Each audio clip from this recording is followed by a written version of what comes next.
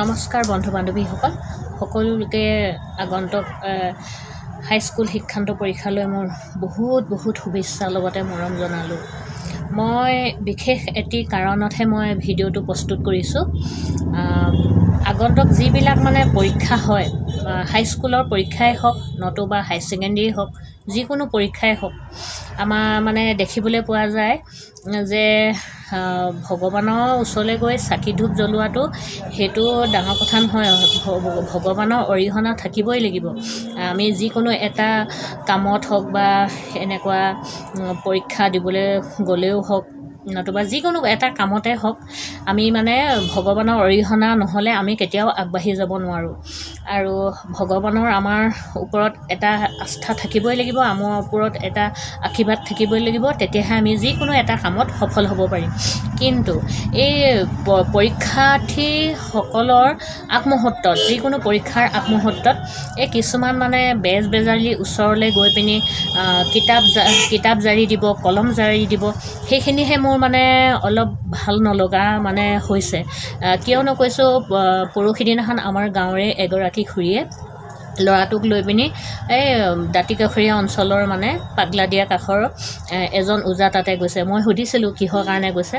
আমাৰ ল'ৰাটো পঢ়াত মন নবহে, পৰীক্ষাও পাইছেহি, মেট্ৰিক পৰীক্ষাও পাইছেহি, তাৰপিছত সেইটো কাৰণে মই কলম আৰু কিতাপ কেইখনমান জাৰি আনিলোঁ। তাৰপিছত মইতো আচৰিত হৈছোঁ, কিন্তু তথাপিতো মই একো নক'লোঁ যে সিহঁতৰ সেইটো এটা বিশ্বাস আছে, গতিকে মই সেইখিনিতনো কিয় মই বাধা দিওঁ। তাৰপিছত মই সেইটো কাৰণে একো নক'লোঁ। কিন্তু মোৰ আজি যেতিয়া মই মেট্ৰিক পৰীক্ষা দিছিলোঁ, তেতিয়া মোৰ এটা ঘটনা মানে মনত আছে। মেট্ৰিক পৰীক্ষা দিয়া নাছিলোঁ অৱশ্যে তেতিয়া মই, এইটো কিমান চনৰ, সেইটো 3-4 চনৰ কথা হয়।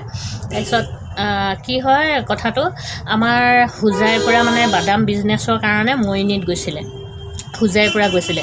তেওঁ মানে ভাড়াঘৰত আছিলে, মুছলিম সম্প্ৰদায়ৰ হয়। তেখেতে আমাৰ তাত মানে বাদাম বিক্ৰী কৰিবলৈ গৈছিলে, আনন্দ মেলা আহিছিলে, তাত বাদাম বিক্ৰী কৰিবৰ কাৰণে তাত মানে ভাড়াঘৰত আছিলে। ভাড়াঘৰত থাকোঁতে তেনেকৈ দুই এজনৰ আমাৰ গাঁৱৰো মানে তেনেকৈ আৰু তেওঁৰ লগত যিজন আছিলে তেওঁ মাছ বিক্ৰী কৰিবৰ কাৰণে গৈছিলে। সেইটো কাৰণে আমি দুইজনকে অলপকৈ চিনি পাইছিলোঁ, গাঁৱৰ সকলো মানুহে চিনি পাইছিলে। তাৰপাছত কি কৈছে, তেওঁ কৈছে যে আমি বোলে এনেকৈ পৰীক্ষা হোৱাৰ সময়ত আমি এনেকৈ কলম আৰু বহী এনেকৈ মানে জাৰি দিলে ল'ৰাটো পাছ কৰিবই, এনেকৈ ক'লে। তাৰপিছত সেইটো কাৰণে আমাৰ গাঁৱৰ দুই এজনে আৰু মৰিনী অঞ্চলেও কিছুমানে সৰ্বমুঠ মানে চাগে 13-14জন মানে মেট্ৰিক পৰীক্ষাৰ আগত তেখেতৰ পৰা বহী কলম জাৰি আনিলে আৰু 51 টকা দি পিনি তাবিজ এটাও ল'লে, 51 টকা দি পিনি। তাৰপাছত সেই তাবিজটো ল'লে। তাবিজটো লোৱাৰ পাছত চবেই নিশ্চিন্ত মনে আছে যে মই পাছ কৰিমেই, ইটোও ভাবিছে মই পাছ কৰিমেই, সিটোও ভাবিছে পাছ কৰিমেই। তাৰপাছত যেতিয়া কি হৈছে, ৰিজাল্ট দিছে, তাৰে মানে 5জনমান ফেইল কৰিলে। ফেইল কৰাৰ কাৰণতে সিহঁতৰতো বহুত খং উঠিছে। মই তাবিজ লৈছিলোঁ, কিতাপো জাৰি আনিলোঁ, বহী কাগজ কলম সকলোবিলাক জাৰি আনিলোঁ, জাৰি অনাৰ পিছতো মই কিয় সফল নহ'লোঁ, তেনেকুৱা এটা মানে সিহঁতৰ প্ৰশ্ন হ'ল। তাৰপিছত তাৰে এজন কি হৈছে, বৰ উদণ্ড স্বভাৱৰ আছিলে। যি হৈছে মই বোলে তাবিজটোকে ভাঙি পিনি চাওঁচোন কি আছে তাবিজটোৰ ভিতৰত।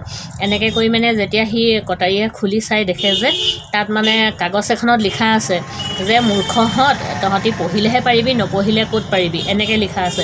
তেতিয়াৰ মানে সিহঁতৰ মানে মূৰে কপালে হাত দিয়া নিচিনা অৱস্থা হৈছে, কাৰণ সিহঁতে সেইটো ওপৰত ভৰসা কৰি পিনিয়ে মানে চলি আছিলে।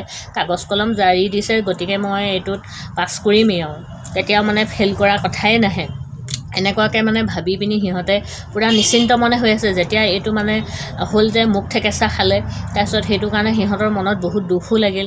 তাৰপাছত ভাবিছে কথাটো যে এইবিলাক ওজাই নতুবা এনেকৈ জাৰি দিলে, কলম আৰু কিতাপ বহী জাৰি দিলে বা তাবিজ পিন্ধিলে যে কেতিয়াও মানে এইবিলাক হেৰি নহয়, কি সফল হ'ব নোৱাৰি।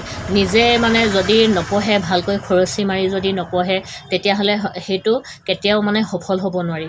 কিন্তু ভগৱানৰ ওচৰত গৈ পিনি ধূপ চাকি জ্বলালে সেইটো কিন্তু মানে ভগৱানৰ আশীৰ্বাদটো ল'বই লাগিব। তেতিয়া সেইটো ক'বলৈ যোৱা নাই মই, খালি মানে ক'বলৈ গৈছোঁ যে আপোনালোকে এই অন্ধবিশ্বাস হৈ নিজৰ ল'ৰা ছোৱালীবিলাকক কেতিয়াও বিপথে পৰিচালিত নকৰিব, যে সিহঁতক ভালকৈ পঢ়িবলৈ দিয়ক, খৰচী মাৰি। মুখস্থ বিদ্যাটো বহুত বেয়া, সিহঁতক ভালকৈ পাঠবিলাক ভালকৈ খৰচী মাৰি পঢ়িবলৈ দিয়ক, তেতিয়াহে মানে সফল হ'ব পাৰি মানে। তাৰপিছত তেনেকৈ আৰু মই বহুতেই পাইছোঁ এনেকৈ কিতাপ মানে জাৰি দিয়া, হেৰি দিয়া, সেইবিলাক মানে ভাল কথা নহয়। ভগৱানৰ আশীষ লৈ সকলোৱে মানে পৰীক্ষাত বহক, সকলোৰে ভাল হ'ব। মোৰ বহুত বহুত শুভেচ্ছা থাকিল। এইখিনিয়ে কথা আছিলে মোৰ ভাগৰ, সেইকাৰণে মই এই ভিডিঅ'টো বনাবৰ কাৰণে আগবাঢ়িছিলোঁ। ইয়াত যদি কিবা ভুল ভ্ৰান্তি হয় ক্ষমা কৰি দিব। নমস্কাৰ।